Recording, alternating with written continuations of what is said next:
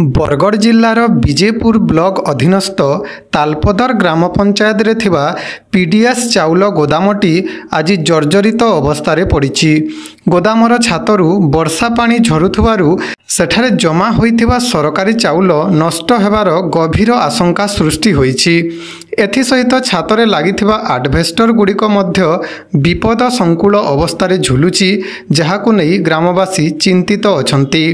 किछि दिन पूर्वरु प्रशासन पक्षरु छात मरामती करा जाई आडभेस्टर लगा जाइथिला बोली कुहा जाउछि, किंतु ए वर्षर वर्षा और जोरदार पवन रे सेगुड़िक पुणी नष्ट हो जाइछि।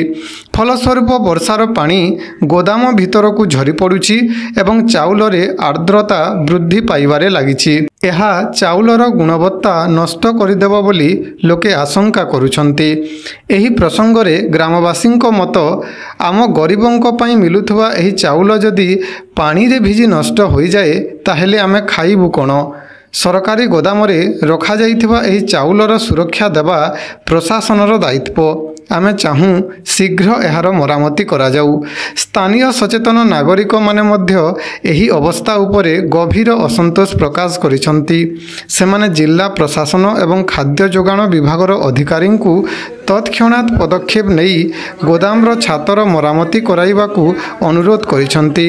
नचेत चाउल नष्ट होइजिबो एवं गरीब लोकंक खाद्य जोगाण रे बाधा सृष्टि हेबार आशंका रहिछि।